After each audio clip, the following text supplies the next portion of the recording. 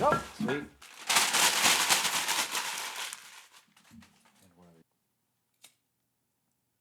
Oh, the Sunday, Coming Monday, at you live. Monday.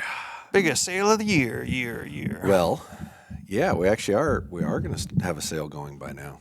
Oh, really? Yeah.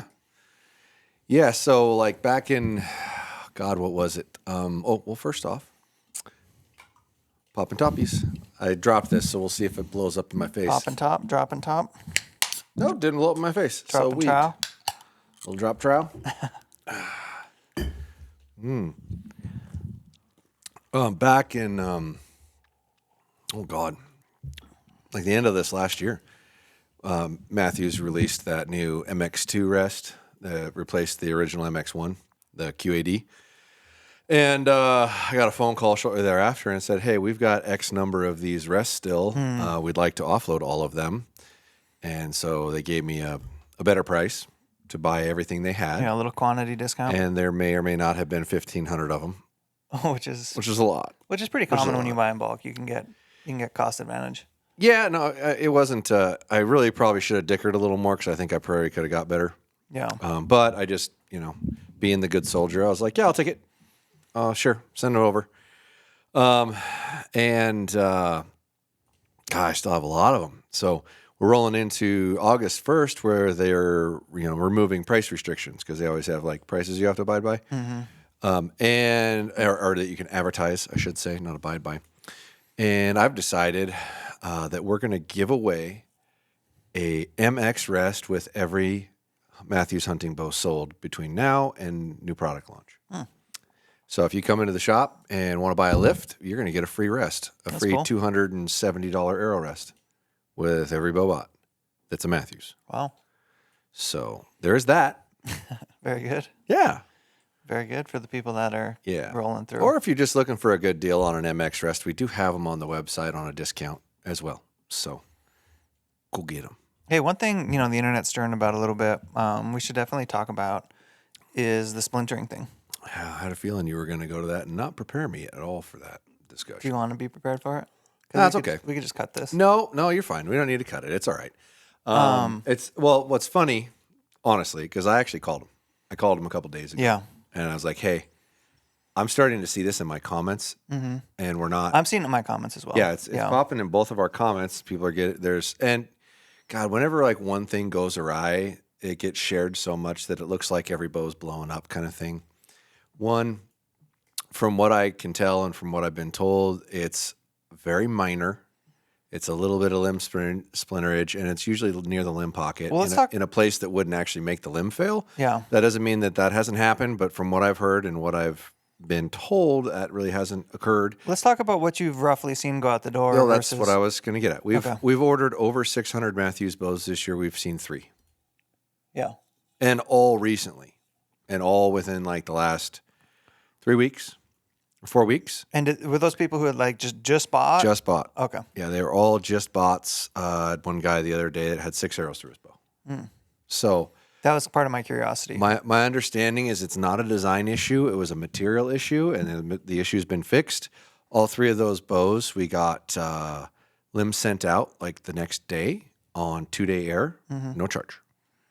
And replaced, good to go. Now, if you I haven't heard of the issue happening on a replaced one, period. So that would reinforce that it's a material issue, not a design issue. Granted, the internet will love for there to be a design issue in the skinniest, tiniest little limb ever made, right? Because they are small, they are skinny. But my understanding of it, and I guess you could quote me on it. It's a material issue from a batch of material that they no longer have. And it's been resolved. So if you have a limb splinter issue, take it back to your dealer. They should get limbs in a couple of days, and it is covered 100%. 100%. The limbs are covered for life. Like if that goes awry, ever. But it is traditionally something that pops immediately, which once again goes to reinforce it's a material issue. And we've been selling bows since November. Right. And we just started seeing them. Yeah, it's been it's all on bows that just sold. It's been like a little wave of... Yeah, so it all goes into reinforce that this is not a design issue. This is a material issue, and it's been resolved. So now I don't want to look like an idiot and have that not be the case, but everything that I've heard and everything that I've seen, that's factual information. Well, then you can really only speak to what you've seen, right? Yeah. So, and I mean, that kind of thing where it's like the situation will be fluid. Yeah, it'll be fluid. We'll learn more as time develops or whatever.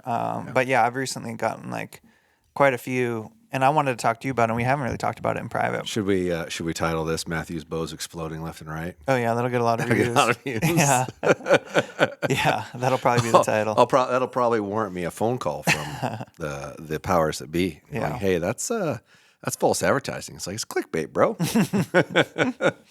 Yeah. Yeah, but maybe not use those exact words. It's definitely happened. I've had Yeah. a few people who've sent me photos, sent me videos, posted about themselves personally. Have you been told of any actual full failures or just limb splinters? Just the splinters, yeah. Yeah. Yeah. And I mean, to be honest, let's look at this in history, okay? I'm sure there's a lot of Mathews haters that are Hoyt fans. Go back and look at Hoyt's limbs in was it Alpha Max and Maxis era? Mm-hmm. And when they came out with a skinnier limb, it was their first production run of a skinnier limb, and they were cutting them square and they weren't rounding the edges, and they were splintering left and right. Mm-hmm. Nothing ever failed. Nothing ever blew up. It's technically cosmetic. It's not function, but it looks bad, right? Mm-hmm. And their splinters were 10 times worse than this, and it's not. It's probably just because it's Mathews and everybody loves to try to bag on the winner of the sales every year, right? But that's happened from them. There was a period of time when Martin was a thing, which I think they're still around, but when they were under original ownership, that their limbs were like, I had guys that would put new limbs on their bows and they'd break within 50 shots. Well, I think legit break, not just cracks. So I mean, there's been eras where there was issues, and Bowtech, which I'm sure there's going to be a whole ton of you out there that claim that Bowtech limbs have always been bad, which is not true at all. But they went through an issue early in, I think, 2007, and I think that was actually a cam design issue, not the limbs themselves that were a problem, but it was causing the limbs to break. And so they got the nickname Blowtech for a while there, right? And then it happened again in BTX days. I want to say it was BTX. Yeah. It was a year after the BTX came out. They sourced all their material from Gordon Glass, was where they got all their limb material. And Gordon Glass was in the middle of a buyout, and their employees knew it, and all the material they sent out was shit. Well, most of it went to Bowtech, so there was a period of time there where their limbs were delaminating like crazy. They now make all their own limbs in-house, their own materials, period, to alleviate that. But there was a period of time there where a good chunk of Bowtechs, and it was like generation 2 or 3 experiences, BTXs. Consequently, when I was selling a lot of their late model stuff that they were trying to get rid of online, I sold a lot of them. So I ran into probably 50, 60 bows that needed new limbs on it, maybe 70, something like that, out of like 1,000 bows that we sold, which that's a high percentage. But if you look at the industry standard failure rate on bows is 0.5%. If I have purchased over 600 Mathews hunting bows and I've received 3 back, that's 0.5%. So I don't think we're outside the realm of what would be considered acceptable by this industry for what's occurring. Now, if this escalates and gets worse, that's a different conversation. But I have been heavily assured that that will not happen. Like, the problem's been solved, any ones that we catch. And I will go as far as to say they have a good idea of when they exist. But it should be a material issue. They're aware of it. They are fixing any that they catch. They come through, and it's been resolved. Well, and I think you learn equally or more about a company during adversity, honestly. Like, Sure. How do they handle shitty situations? And that's one thing. If I had a Mathews bow, I wouldn't be concerned about their warranty process because they've always been really good about that. Well, and here's another thing that I would say about that. So I've dealt with every brand through problems that are their problems, that are their fault, right? That they know are their fault. Yeah. Right. I've never had a brand 2-day air me parts. Yeah. And eat it. And every single one, second day air, you got it in 2 days. Here you go. Goes out the next day. Yeah. Like I've never seen that. So let me just describe what I learned from hearing you say all that stuff. Is like, if you want to buy a Mathews, it honestly would be non-concerning to me if you had time to shoot it before you hunted with it, which you should. You should shoot your equipment before you hunt with it. So what I wouldn't do is buy one and go out on a hunt 3 days later. Well, I've got a solution for all of this. Yeah. Like the ones that we've seen are almost instantaneous. Right. Like, so shoot them in the shop. Shoot in the shop. Yeah. Put 40, 50 arrows through the bow before you leave. Right. Look it over really good. Your odds are really high. That thing's not going to fail. Yeah. Because this happens really quick. So if you're worried about it, or you're on the fence, or you're like, God, I really wanted to buy that bow. Now I have hesitation. It's an easy resolve. Shoot it 40 or 50 times before you go home. Mm-hmm. If it happens to be in that batch, and it happens to have bad limbs on it, you're going to find out before you leave. It's going to pop in the shop. So that, to me, that resolves it instantly. But I'm sure there'll be lots of hate down below that disagrees. Let's hope that's what it is. And that is one thing that, I mean, when you deal with a company that's reputable, they're going to resolve that kind of thing, which is a good thing. And that's part of why that's part of why you buy a higher end product is if something does go wrong with it, the ability to resolve it and having some warranty or having a really good warranty behind it. Right. Well, yeah, I've never, out of all of my dealings with all the different brands, nobody has stood behind their products better than Mathews. Mathews still makes almost every part for any bow they've ever made. I can't believe they do that. Like you can buy a cam for, a Z-Max from 1995. That seems like a manufacturing disaster. I can't believe they do that. You can literally buy that part. Well, it's because they believe in the product that they sell, and they actually want that product to last. You can get a limb for that bow still. Nobody does that. Yeah, like nobody goes back that far. And most stop at like 5 to 8 years. Like once you hit 5 to 8 years of production back, they're not making parts anymore. In golf, it's 2 years, really. Yeah. Then they just send you a new product after that. Yeah. I mean, and they're also the only one that I've ever dealt with that, I don't know if this is a every time thing, but if you accidentally dry fire your bow within the first little while of owning it, they give you a one-time whoopsie. Like they'll actually give you parts and not say, hey, this was your fault. You're paying for the parts. They'll cover it. Like I had a guy who lost his bow in a house fire. And it was a rental, and he didn't have insurance. Mm-hmm. And he wrote a little story about it and sent Mathews back a piece of his idler wheel because this was back in single cams. This is the only thing they could find from the fire. And they sent him a brand new bow for free. Like who does that? As much as you want to hate on them, they're a good company, and they do things that most companies won't do because they don't believe that everything's about the bottom line. They don't, which goes to show you how big their shooting staffs are, that when Kyle and Tim got cut at Bowtech, they ended up at Mathews because when they got cut, everybody's budgets were spent. Mathews would just go, well, we find this important. Yeah. So screw the budget. We'll do what we need to do. They do stuff like that where largely because they're not owned by a group or a conglomerate or whatever you want to call it. Whereas you look at your Elite's owned by a group, Bowtech's owned by a group, Hoyt is owned by Easton. I don't think that's necessarily a group, but so they may do things a little differently. But a lot of these bow companies are owned by a group or an investment firm. So they're looking at bottom line and not thinking of it beyond that. Whereas Mathews is owned by Matt McPherson. Mm-hmm. Matt decides what we're going to do, and that's what we're going to do. And there's a lot of times where Matt makes decisions that he doesn't care about the bottom line. He cares about the integrity of what he's built, and he cares about the integrity of the sport. So, and I know I probably sound like a Mathews fanboy right now, and I get a lot of hate on that, but I've dealt with all these companies for a long freaking time. You've got a history. And that company's different. Yeah. I'm sorry, it is. They're still going to make money. They're still going to do their best to put out the best product that can be made. They're still going to market better than anybody else, which is why so many people hate them, because they're so damn good at it, right? That they believe that, well, you're selling your bow on marketing. They're not just selling your bow on marketing. They're out designing people in a lot of factors here. But more than anything, because they're still owned by one guy, they have different rules. They just do. Well, and good marketing pours gas on a good product. Yeah. Good marketing can pour gas on a bad product, but the product life cycle just won't last that long. So holy shit. We're going to just go through all the industry drama right now. Spilling the tea. I'm drinking iced tea, so there you go. Spilling some tea. Yeah, I had someone else talk to me the other day, and they're like, "Do you know why John left PSE, John Dudley?"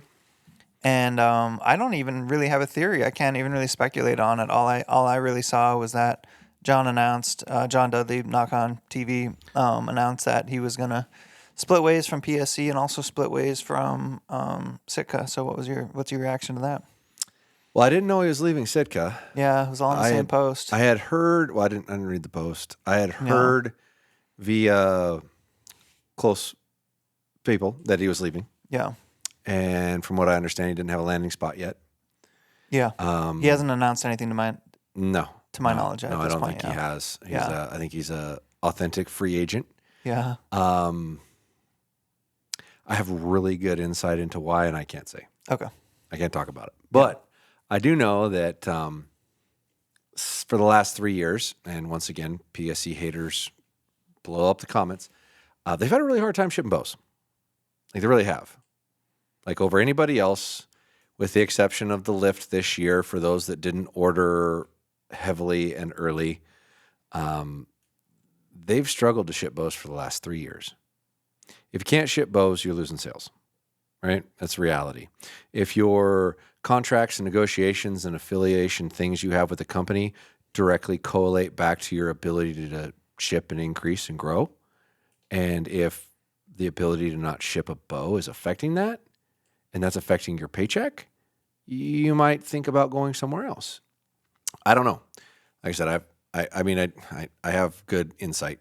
I haven't talked to John specifically, nor do I know if he would tell me. Yeah. But we've talked before a couple of different times. But I know people around it, and I've got a really good idea why. But that's all I can really imply is that it might have something to do with their struggle to ship product. I have a couple other, you could call them like internet friends, associates I met through social media and shit like that. And I think they were probably just getting free product, but they also bailed on PSE. So yeah, that just leaves me to be like, what's going on? Is it just like a small group of people who are bailing, or what is going on? Yeah, I don't really have any answers, I guess, or whatever. So, like I said, since they've been bought and before they got bought, I know what's the timeline on them being bought? Was it? I don't remember if it's been a year or 2 years now. But it was, so John signed with them before. John was on board at least a year before. So that makes some sense. 2 years before. Yeah, because a lot of times when you do turn over leadership, like things change. Yeah, but there's also like, I know they've got another investor coming on. Okay. And that might help alleviate the issue because they got bought, like they were on the verge of bankruptcy when they got bought. Like, and most of any asset was liquidated from that company already before they were to that point. And my guess is who bought them probably didn't realize that they were going to have to put a bunch of money into that company to make it run. So they're probably cash tight. Which would explain the inability to ship a product for long periods of time, excessively long lead times. As much as you would want to believe it's because they're just so popular and they're selling so many bows that they can't ship.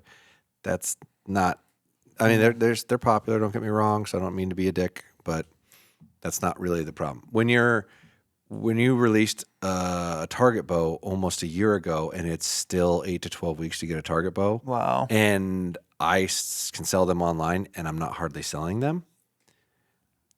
That's not popularity. That's money. And that was my worry to begin with. I talked to my then sales rep. He's not the sales rep anymore, but I not for them. He's still one of my sales reps that I deal with regularly. And that's what I told him originally. I was like, I'd like to see what they do financially. Are they going to put money into the company so they can actually ship a product? Because I can't sit there and sell a product in good conscience to somebody that I'm not going to see for 3 months. And that's fingers crossed, hoping everything goes right. Like, that's a problem. So, yeah, that would be my assumption on that. That's probably got a decent portion to do with it, or there's problems greater than that. Well, what I like about what John did was he was transparent. I think he was probably as transparent as he could be, without burning any bridges, without insulting anybody. Like, he just made a straightforward post and said, "Hey, I've had this partnership for a while. It's been good for these reasons. We had similar ideologies or whatever when it started, and it's just come time for me to part ways." And To summarize it, I thought he was transparent and honest, and yeah, that's cool. I think a lot of times when people do that, they'll just switch partnerships, and it's each their own. That's their business how they want to handle it. But a lot of times they might just do it in a way where it's like, okay, all of a sudden they have a new partner and they never really talked about why they switched or how they changed. And I think a lot of people will appreciate that transparency. So where do you think he goes? If I was to cast my lure into a bucket, I would say Mathews, or some startup-ish type thing that maybe he really wanted to roll into where he could have equity. Those would be my. It's either like a big dog or a small company, I would guess, that wanted to that he could be a partner in. Well, the logical rumor is actually Prime because he's making a broadhead with them. Oh, okay. And they started that a while ago. I didn't know that. Yeah, he's got a new broadhead from G5, which that's the same company as Prime. For those of you who aren't aware of that, and he's got a T2. It just looks like a Trypan, like a Rage Trypan, but there's some small changes to it. But yeah, it's his personal John Dudley's broadhead. And that's with that company. So the scuttlebutt is largely that, which logically makes sense. It's like, okay, so now you're working with this broadhead company that happens to have bows, and you left the bow company you were with. Would they dish out the coin that would be required for him? They might. I mean, Gray's Engineering has money, so I'd imagine they might. But I have no idea. Yeah, I literally have no idea. I literally have no insight. I have a hard time believing somebody that's been around this industry that long, that understands the industry that well, doesn't already have a plan. He's got a plan. He's got to. There's no way he doesn't.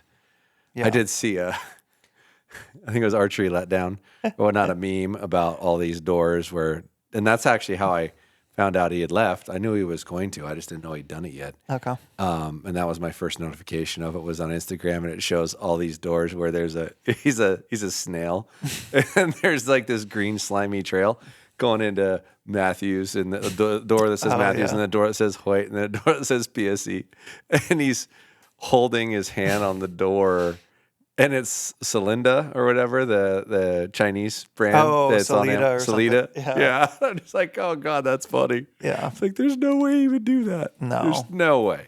There's no way. I mean, I could see him going back to somebody that he's dealt with before. I could see him going to G5, or he could throw the world's largest curveball into it and go to Bowtech. Well, he's previously worked with Hoyt, right? He got his start with Mathews, and then he left Mathews for Hoyt, and then he left Hoyt for PSC. So he's been with those three, yeah. He's been with those three. Yeah. Yeah. And in all fairness, it's not like he's not turning over companies every year. Like, he's been with them for a while. Well, most of those guys in that industry tend to stay for 3 to 10. Yeah, you don't want to be turning over for often. good, and ideally you're staying for good, right? Because that shows belief in the product, that shows belief in the brand, right? And so when you're leaving one for another, it unfortunately shows a disbelief in the brand, or it makes you wonder do you really believe in the product, or are you just trying to make money? Mm-hmm. Not to speak negatively about John, because I think John's a good dude. Like I said, I've had several conversations with him. I think he's I've never seen somebody spend so much time with regular people. Yeah. Like when you go to events where he's at, he'll sit there and work with a guy for a half hour on how to fire his release and how to do it correctly. Yeah. Like, who does that? Like, so, I have a lot of respect for that guy. I don't know where he's going or what he's doing, but I would fall out of my chair if he didn't actually have something lined up that they're just working on, an announcement or something along those lines. Well, what about for a brand of camo?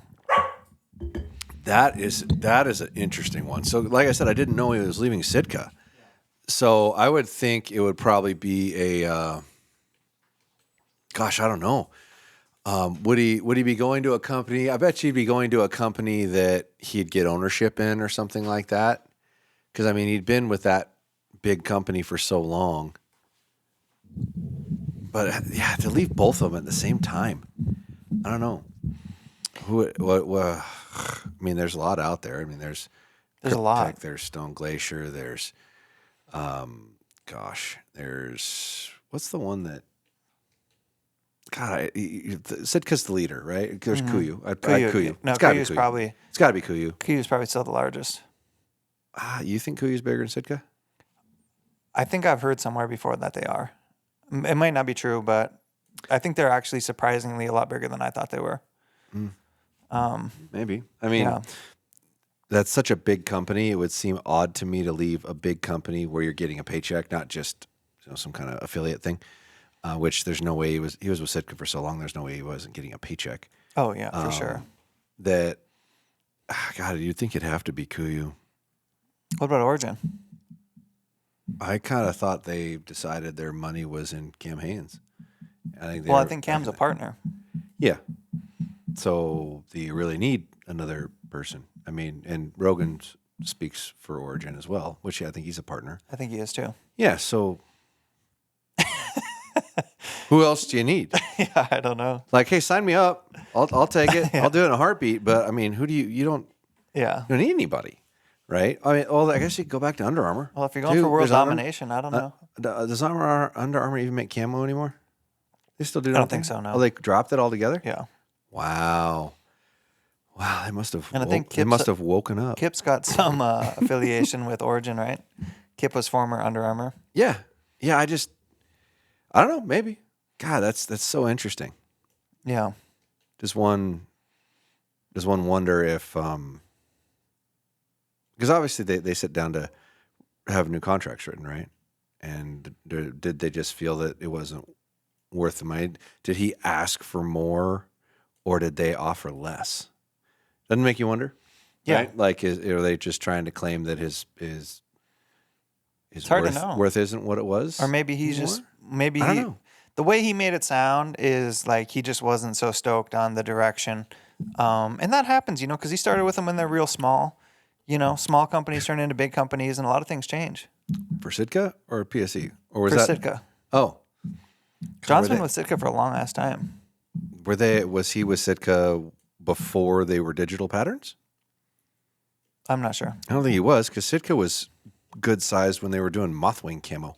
Like Sitka grew really fast, which was started by the guy who started Kuyu, if I remember right, originally. Was it? I'm pretty sure. Yeah, I'm pretty sure it's the same dude, if I remember right. And Sitka grew really fast, and then Gore bought them. So, Gore-Tex, that company, bought the company, if I remember correct. Yeah, massive. Right? Massive company, which is why I question, are you sure Kuyu's bigger than Sitka? Because there's some deep ties in there. Yeah. And most people, I shouldn't say most people, if you've used both a lot and you're being honest with yourself, I think Sitka makes a better product. Really?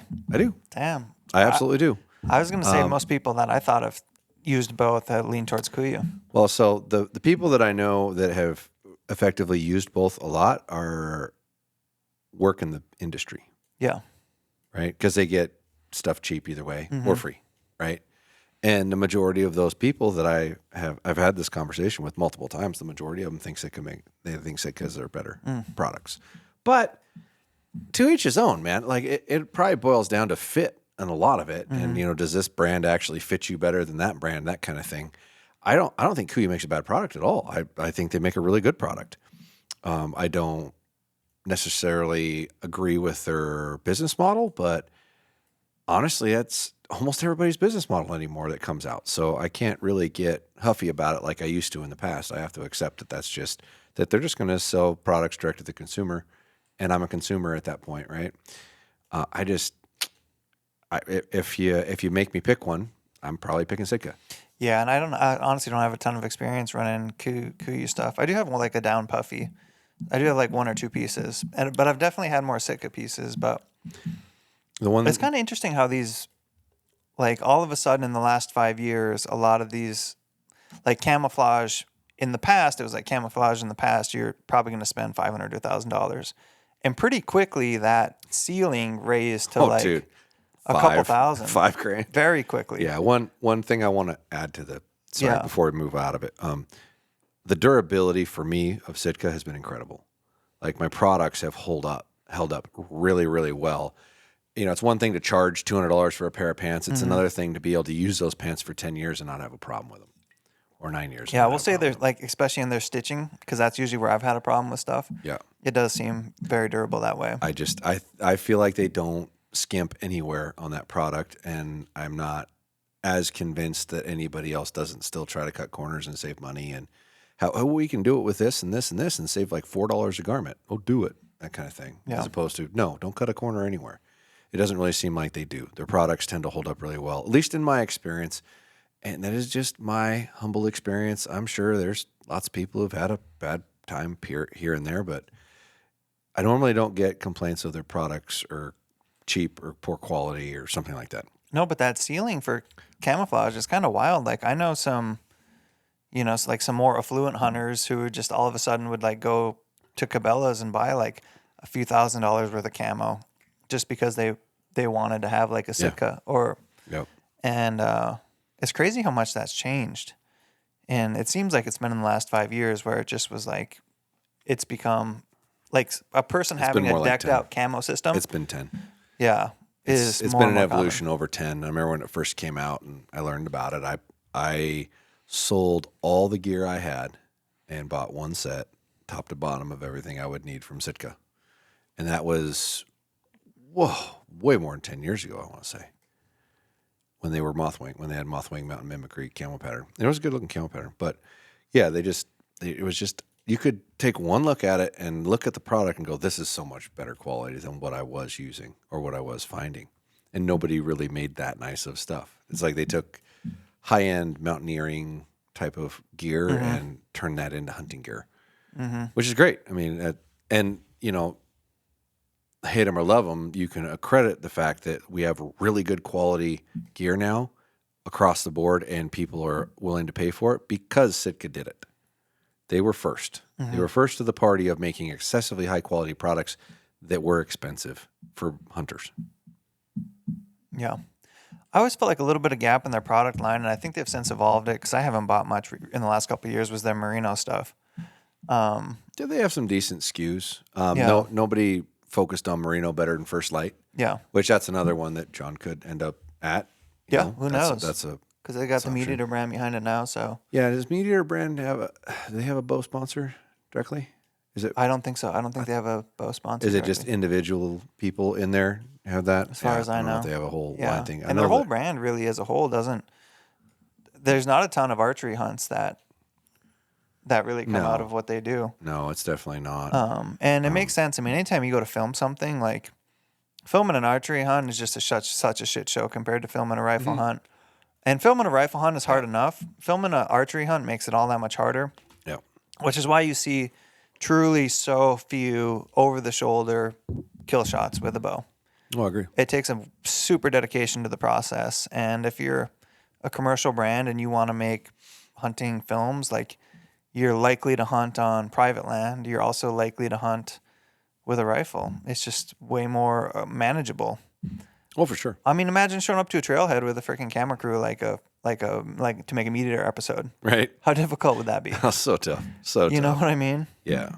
But in any event, that was the company that really focused on Merino was First Light, and they did a great job with it. I still, to this day, their Merino pant is one of my favorite pants because it's so quiet. They're not durable at all, but they're so quiet. Like if you're sneaking in or if that's the kind of hunting you're doing, it's hard to not. And it feels good to wear Merino. Like it wicks water incredibly well. No, it's an incredible product. It's amazing. I'm a super fan of Merino. Going back to like my first backpacking trip, somewhere I read about like, oh, use Merino as a base layer and it's not going to stink. And I'm like, yeah, right. And then I wore a shirt in the backcountry for like a week, and legitimately you could pull it off your body and sniff it, and it doesn't have like an odor to it. Yeah, which is wild. And if you wore any kind of poly, like that thing is going to stink so much. And honestly, because of the stink, are you able to get closer to animals? I doubt it, because you just need to have the wind right. But it's just nice not to stink. Personally, on a personal level, you know? Oh, I agree. 100%. Yeah. I think Merino's incredible. I heard someone say the other day that Merino smells like wet dog when it's wet. Have you ever heard that? Or have you ever had beef? That could be. Have you ever had beef with it that way? Like friends, cousins, cohorts, as we move into season and you want to get your grubby little fingers on some archery gear, Firstly, check out Josh's site, podiumarcher.com. I have a discount code. It's Tim C. We also have a discount code with Jocko Go. We like their energy drinks. Not too much caffeine. Supplements are solid. It's Josh and Tim. And leave this thing a review or subscribe wherever you're listening. That stuff really does help.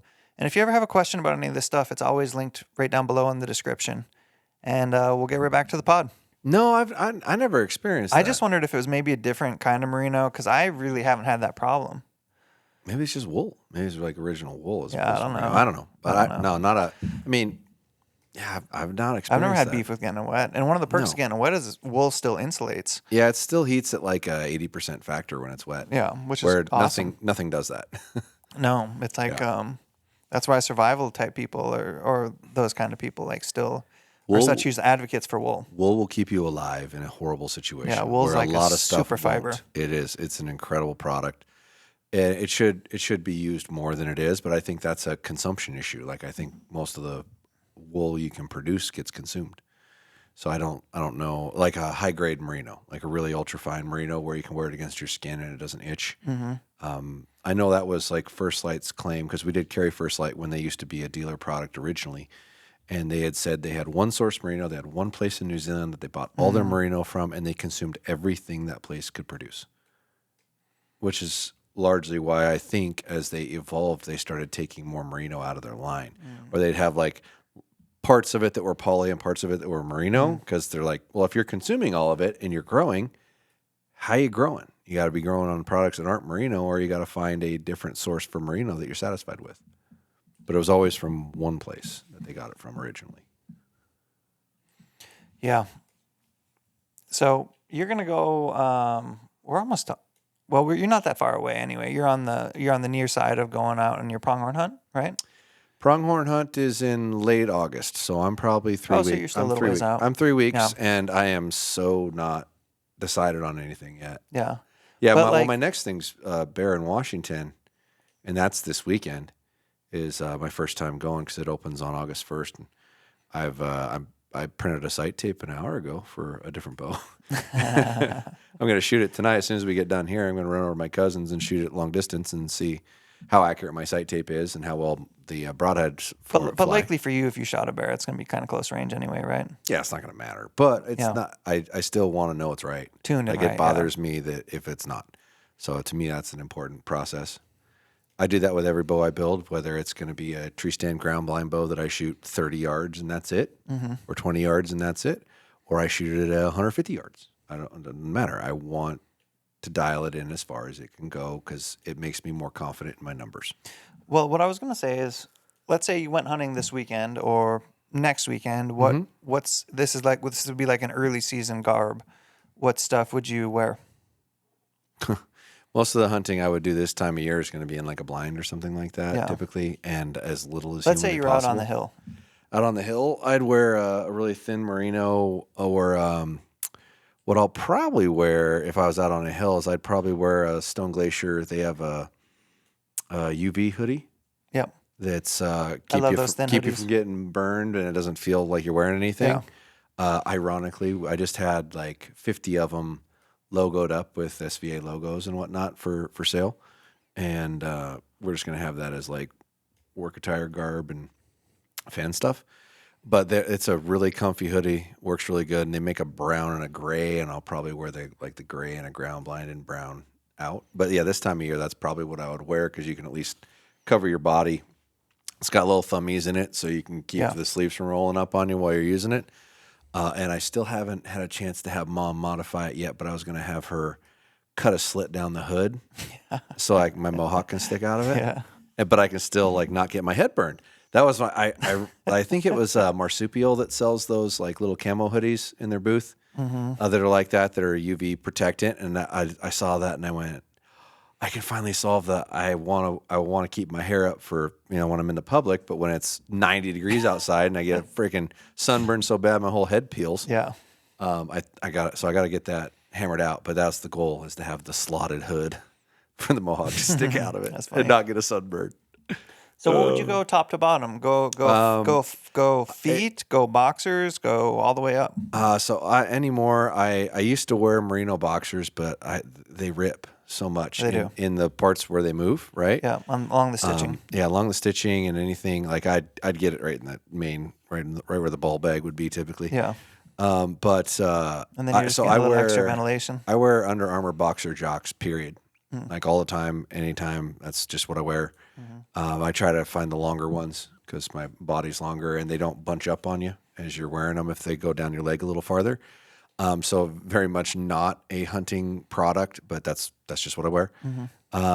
Pants, I would honestly, if I was like stocking or something like that, I'd probably still be wearing a First Light. I think they call it an Obsidian. Obsidian is what it used to be called. I have, I don't know if they call it something else now, but I have a pair of those that if I'm sneaking or stalking, I would traditionally wear.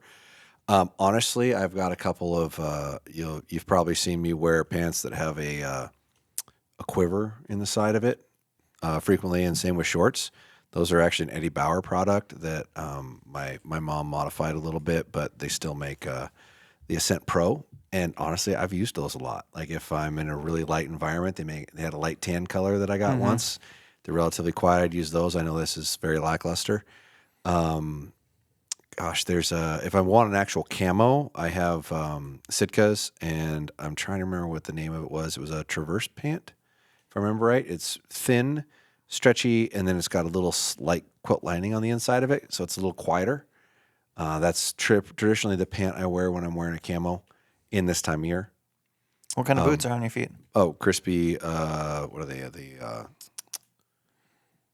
Not altitude. They're the Laponia 3.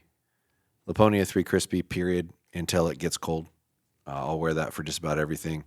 They're phenomenal boots. Super comfortable right out of the gate. It's a number 2 sole, so it's not super stiff, so it's softer. And if I'm not this time of year, I'm traditionally not packing anything. I'm not carrying anything. I'm very light, so a softer sole's fine. I'm not like if I was going like pushing something hard or heavy or carrying a bunch of weight, I'd probably use like a Thor if they made it in my size, but they don't, so I'd probably be in a Nevada. At that point, if I'm carrying like a pack with 40 pounds worth of stuff or 30 pounds worth of stuff or something, a whole bunch of crap, like trying to live off my back kind of thing. So I would go with something a little stiffer, but for running and gunning, most of the kind of stuff that I do, that's the boot to wear for me. And they finally came out with something in my size in those. I do have the other ones. I'm trying to remember what it's called, the Brickstall Mountain or something like that. That's a stiffer sole, so I'd probably navigate to that for carrying a little bit more weight, but it's not as heavy of a boot, and it's a little more breathable, where the Nevada is a solid grain leather. Nevada's, once it gets a little colder, your feet might get cold in the morning or the evening, I'd probably roll with that one. I've had Nevadas forever. I still have the same pair of Nevadas I originally got before Crispy was being brought in through Black Ovis and whatnot way back when. So they're, 10, 12 years old? Still wear the same boots? Yep. Still do a good job? Like, just, they're expensive, but if you buy good stuff, if it's appropriately sized, and you're using it for its intention, it'll last a really long time. If anybody complains about burning through their boots from them, you're using something that's not intended for what you're doing. You're using Laponia 3 or whatnot, and then carrying 50 pounds on your back all the time. Right? Or in like high shale, steep areas, rough terrain with a really soft sole. Well, I think Lampers pretty much uses those, and he puts a shitload of miles on his boots. I don't know how often he wears them out, but yeah, I think they're probably pretty durable. They're incredibly durable, but they have a ranking system of stiffness of soles, and that's a direct correlation to what you're doing, how many miles a day you're putting on, and how much weight you're carrying with you. Doesn't that have more to do with like the actual flex of the sole than the material that it's made out of? It is, but the purpose of it is why would you want a softer sole? Why would you want a stiffer sole? A softer sole is more comfortable, right? It flexes more, it's easier, but it also makes your foot move more. So throughout the day, you'll fatigue easier. So if you have a super soft sole, you'll get to the end of the day and go, God, my feet are so tired. It's because they were moving more. A stiffer sole doesn't allow you to move as much. A stiffer sole is required when you're carrying heavier gear or you increase your weight for what you're normally on. Like if you're an average build person, average weight, the boot's designed for you to walk around on it with like a 2 and like maybe your bow and maybe a small backpack. Like that's the amount of weight you should have on you to run that stiffness of sole. If you go up to like a 4 or a 5, you can pretty much carry whatever you want, but it doesn't give as much. And it'll feel harder. It won't feel as super comfortable. You won't feel things through it as much. That's the other thing I really like about running a really light one like a 2. I can feel rocks under my feet. Yeah. Right? I can feel a stick under my foot almost because it gives a little bit. So you can kind of feel those things, where if you go to something with a stiffer sole, you can't. So my personal recommendation, and you're going to hate this, but I'd probably have 2 or 3 different pairs of shoes, depending on what I'm doing. If I'm going to put a 4,000 cube, 5,000 cube backpack on and carry a bunch of weight, and I'm going to bivouac and that kind of thing, I'm not doing it with a Laponia 3. I'm going to do it with something with a stiffer sole, because that's the logical thing to do. And I want to say the Brickstall Mountains have a stiffer sole. They do. Yeah. And they're a lighter boot than a Nevada. The Nevada is a boot that everyone should probably own, because you can do anything with it, right? You can carry a 50-pound pack on you with regularity, or an extra 50 pounds on you physically, and not have it destroy your foot, and get support and not have it roll. But if it's hot, or you're light, or you're trying to put a ton of miles on and move a bunch and not carry a bunch of weight, you want something else, right? But so there's just things I wouldn't do with a soft-soled boot. Yeah, it's kind of like a do-it-all for sure. Yeah. Yeah. So on that, Josh is way into boots. So ironically, actually, so when we had the original Outdoor Sportsman, we had departments, and I think it was 16 or 17, and we switched over to commission. And I immediately asked for a transfer. I've been working in the archery department the entire time I'd been there.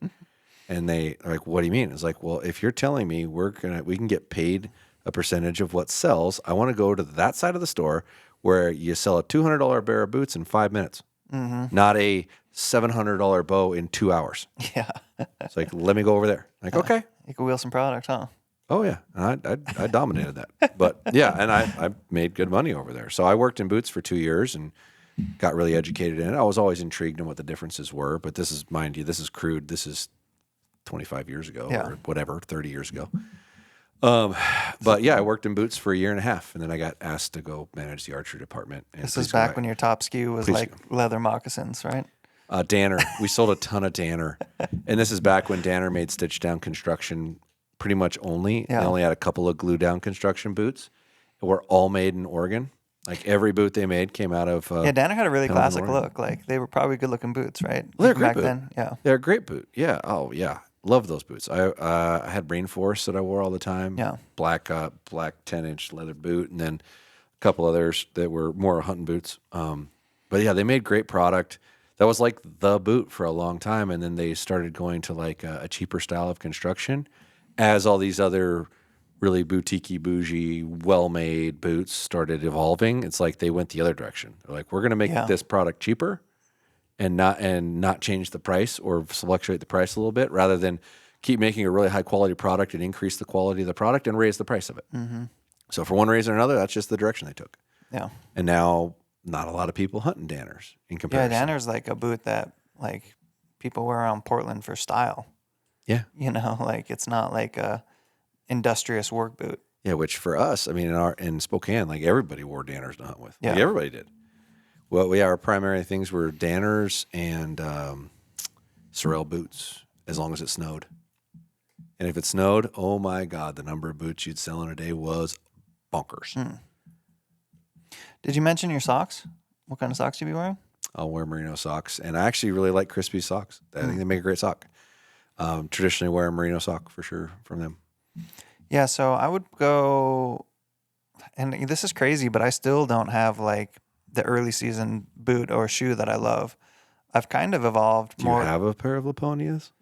Laponia 3s? Not Laponia 3s. I've tried. That's why you haven't found one you love? I've tried 3 pairs. No, I don't think they're for me, man. I've tried 3 pairs of Crispies. Nice. I've had like, anyway, I've had the Brickstalls. Oh, I forgot. You're high maintenance on shoes and pants.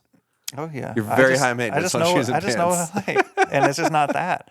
But Zamberlin boots have been the best boot for my feet, but like their true boot is like a pretty stiff and not warm, but thickly made boot. So it's not like a great early season one. So I bought these little Zamberlins that I'll wear to the range sometimes. They look like their shoe version. I don't know the name of it offhand. And they're good, but like my heel slips around. So I don't think I could really hike the mountains with a pack on. Nope. So yeah, I don't really have the early season boot of choice. So what was your struggle with Crispies? Not to beat that horse, but what was your? You said they're one for you. What didn't you like? It was the comfort. Yeah, Like if Zamberlins were like a 8 or a 9, Crispies are like a 4 or 5. And which boots did you try? Do you remember? I've tried the Brickstall. Okay. I've tried the one that looks like it's like a 200 grain insulate. It looks, and it's like full grain leather high. Yeah. Yeah. So the Nevada is the 7-inch version. There's a guide and a hunter. And I want to say that I think the guide's a 10 and the hunter's a 12 or something like that. Yeah, I've tried probably but they're the all 10. the same. Yeah. And it just looks like a leather boot with a little with a rand around it. Yeah. Yeah. Yeah. And what else? A lot like your traditional Kennetrek. Yes. Which is actually a knockoff of Crispy. Oh, is it? Oh yeah. Yeah. Like they flew to Italy, toured their factory, and came back here and started making boots. I think Crispies are a little wider and they don't have much arch. Okay. And what's the other boot that you tried? I don't know the model. I've definitely tried one more though. A Laponia, an original Laponia. Okay. I've tried an original Laponia, a Brickstall, and that other one we mentioned. I was gonna say the other two that you mentioned both have really stiff soles, but they don't have much arch, right? There's some arch. It's not huge, but yeah. Yeah. Anyway, so I would definitely have merino socks on. I don't really have a favorite pant, but I do. The one I wore last year that I liked was the Born Primitive Frontier pant. Yeah. Dan works with them. Yep. It's just a pretty clean cut fitting pant. Seems semi-durable. Pockets are in like the right places. Mm-hmm. It's pretty light, but it's not like an ultra lightweight like Sitka makes an ultra lightweight pant that is really nice. So I'd probably have that on. I would have a merino t-shirt or a merino hoodie, and that would be that. Oh, and Lululemon boxers. Yeah, that's right. You love the lemons. Yeah, and that would be it. Not gonna lie, I did try a pair once. Oh, really? They're nice. Yeah. They're nice, but I didn't like them more than my Under Armour boxer jocks. And in my pack, I would have like a raincoat or a light puffy probably just to carry with me because I wouldn't be concerned about getting cold unless it got real late or I had to sit still on a stalk or something like that. Yeah. And if you're in the mountains, like legitimately, it could be 90 during the day and it might be 25 or 30. Yeah, I almost always carry a pullover, a raincoat pullover, and some kind of. I'm not big on puffies. I'll carry. I have an actual coat or like that Stone Glacier piece right there because it's quiet and it's warm. Yep. That I don't even remember what that one's called, but it's like a knit. Yep. It's really good. I'd probably throw that in there. Softer material. Yeah, it's softer material. I try almost everything in September or August. It's like, how quiet is this? Yeah. And that's like my largest determining factor, which was beaten in my head by my dad. Now, one day I'll never forget is opening day of mule deer season in Washington. I was out in eastern Washington scablands, and I remember pre-sunrise, it was like 29 degrees. Yeah. And I got to chase this beautiful, like 4x4. It was a great day. Middle of that day, 95 degrees. Right. So that's how much the weather can swing. It's like, welcome to hell. Yeah, that's how much the weather can swing in early season. It can swing a ton. And you don't have to worry too much about getting cold. But yeah, I mean, if you're sitting still in the shade or whatever, yeah, you got to be prepared with a layer or two. Exactly. Yeah. Well, I think on that note, we'll call it the pod. Now you know our early season gear list. Fires out. What would you take for a pack? God. Honestly, most of like if I'm coming and going from a blind, it really doesn't matter. Like, yeah. And a lot of times I'll take my pack in and just leave it in if I'm going back to the same one. I do like Stone Glacier's packs. I have Stone Glacier's packs. If a person's never tried them, they're very sturdy. They're very minimal. They're very traditional backpacking-esque where they're minimal, they're light, and your traditional backpacker kind of wants that. They want to be lightweight and they want to be able to customize the pack.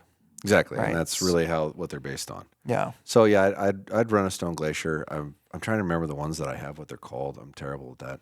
But I typically try to run a smaller one. It's like not, a 2,000 cubic inch. Yeah, just nothing big because I need a little. Does it have a waist? It has a waistband though. Yeah. So you could pack some. Yeah. Pack some stuff with it if you needed to.